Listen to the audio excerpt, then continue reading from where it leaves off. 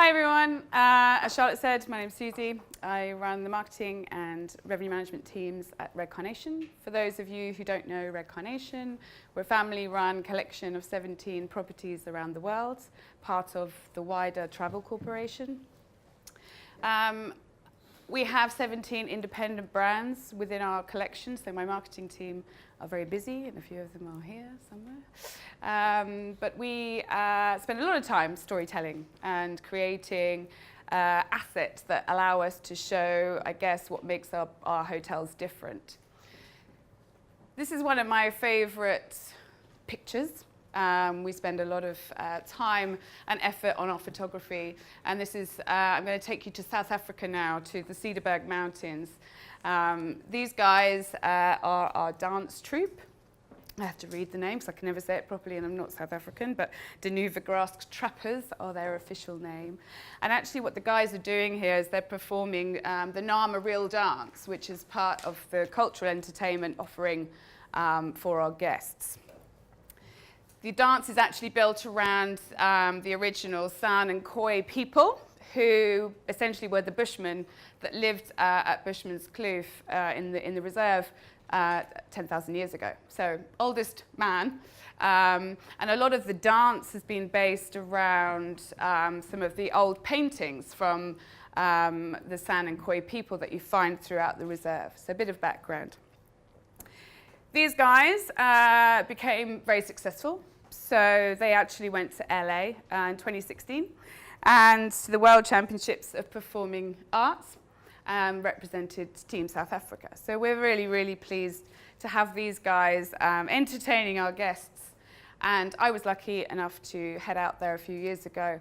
I just wanted to share a little bit of video so you can actually see the dance in real life and perhaps appreciate how video can take a story and bring it to life.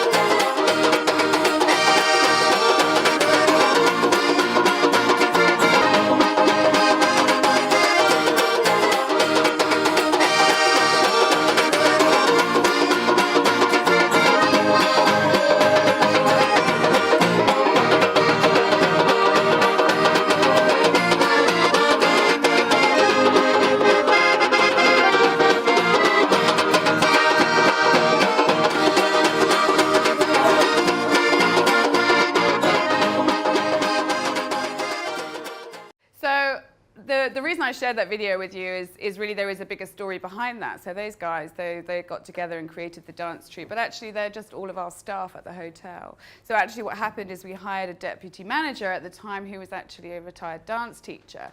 And as part of, I guess, investment in our teams and our people, they created that dance troupe as by means of something to kind of keep everybody entertained, not only the guests, but a lot of the staff. And they actually went on then to win to win the award in LA, which was brilliant, but slightly less brilliant because many of them then left and went off to be dance people anywhere else. But anyway, so that is another story. So another investment in terms of video that we've made is in webcams. So we have amazing destinations all over the world, and a big unique selling point for Red Carnation is to showcase those views and those destinations. So that's definitely something that we found as a pretty affordable investment in video, to tell the story of location, to tell the story of the day, to tell the story of weather. Some of the most engaging content we get in terms of the social media content that we share, in terms of shares, views, being picked up by news, weather channels, that kind of thing. It's always when there was some crazy thunder and lightning, there was a massive storm in Durban, or there was actually one of the most popular videos from our webcam was on Halloween at Ashford Castle, when a spider actually came on and created a whole web over the camera, which, I mean, you can't actually plan for that kind of thing, but that kind of content quite often is what is shared and gets the most views over other things.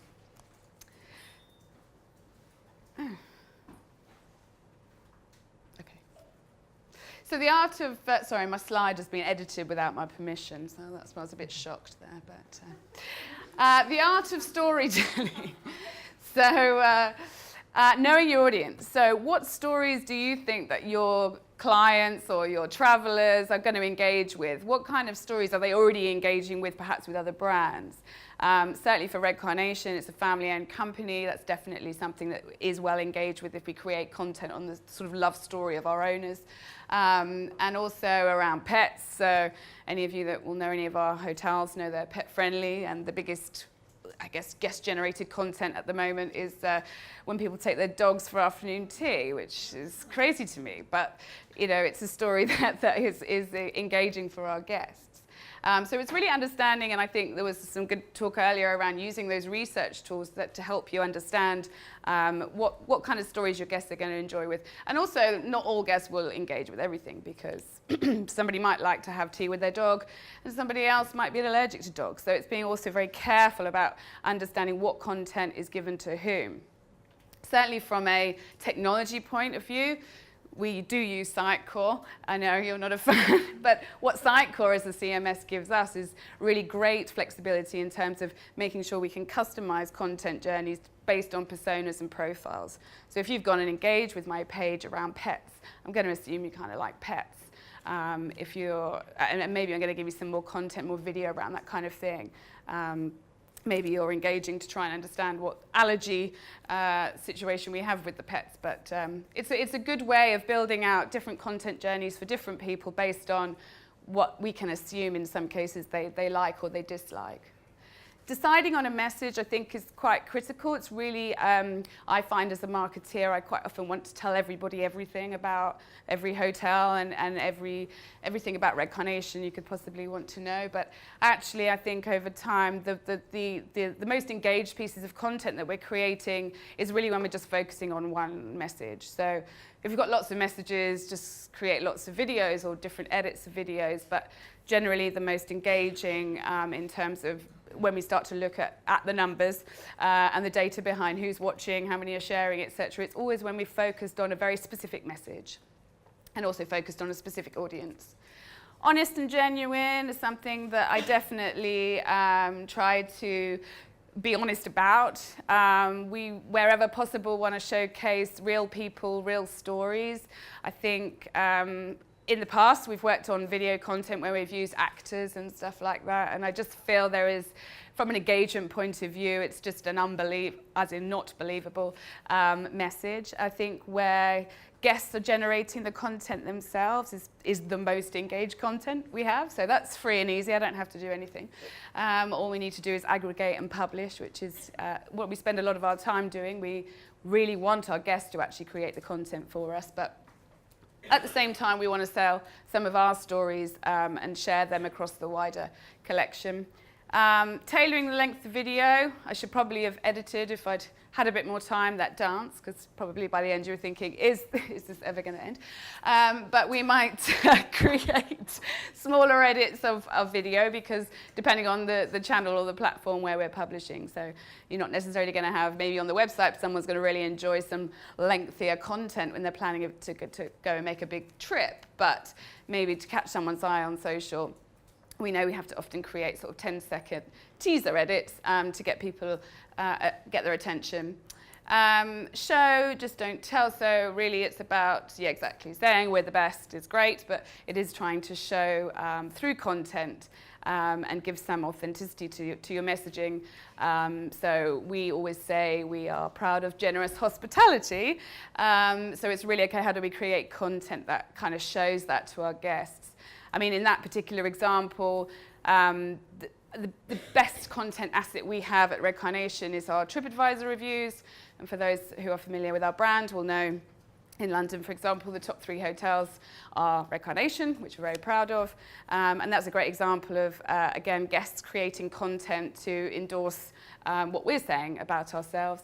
But now we're seeing a lot more in social media, guests creating video content, which helps us tell a great story. So we're always getting new video coming through of people who've just got engaged at Ashford Castle. I mean, that's at least once a week. Flying falcons. I mean, there's a lot to do in our hotels, because quite often they're in kind of glamorous places with lots of activities. So we're very lucky in terms of having a good stock now of guest-generated video. And ending with a call to action. So even if it's just a URL or a tell me what to do with this information, is another kind of rule of thumb for us.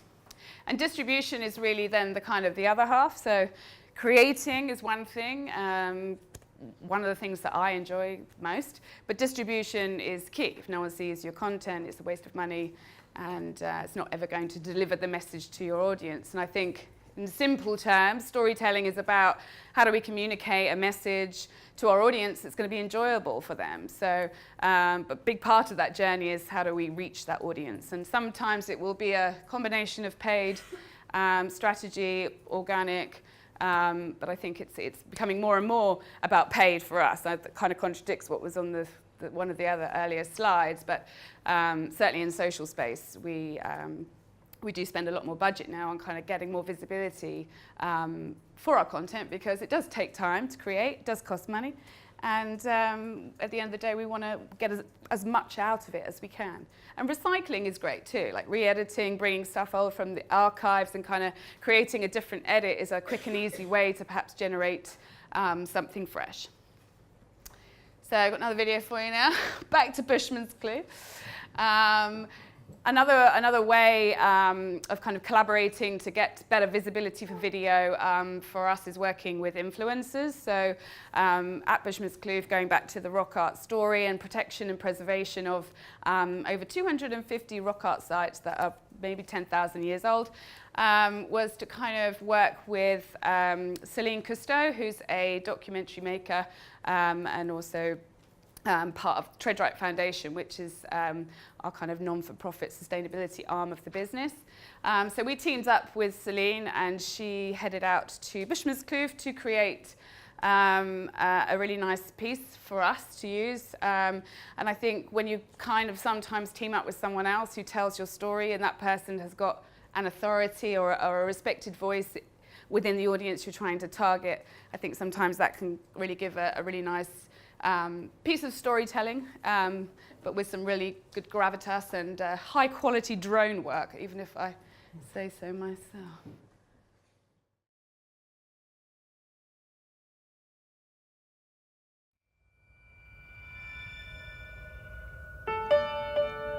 At Tread Right, our ongoing mission is to help ensure the places we visit remain protected and vibrant. That mission has now brought me to Bushman's Kloof Wilderness Reserve and Wellness Retreat here in stunning South Africa. A member of the Red Carnation Hotel Collection and one of National Geographic's unique lodges of the world, Bushman's Kloof is the custodian of more than 130 rock art sites, some as old as 10,000 years.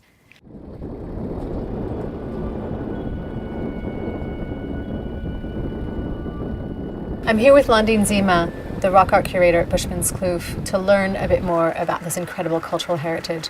Londine, thank you so much for being here with me. You're welcome. Thanks for coming. It's a pleasure. We're in a beautiful site. Can you tell me who created this rock art and where are we?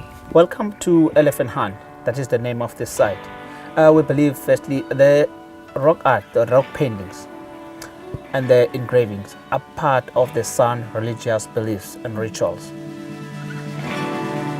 The San people, they're well known as the hunter and the gatherers. They've been up in this area, we believe, around about 1,000 years, up to 10,000 years old.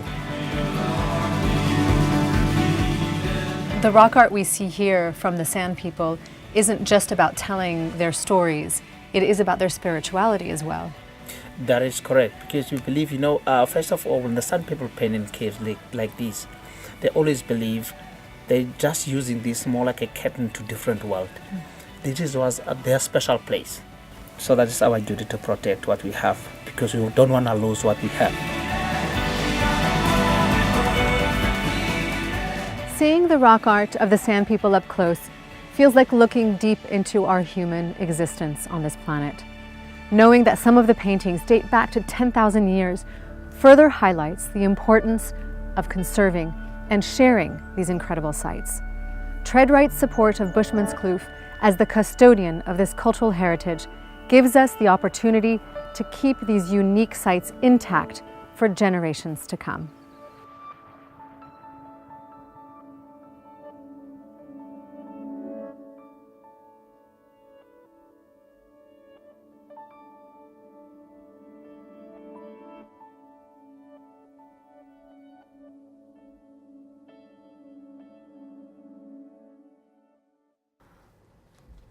Thank you.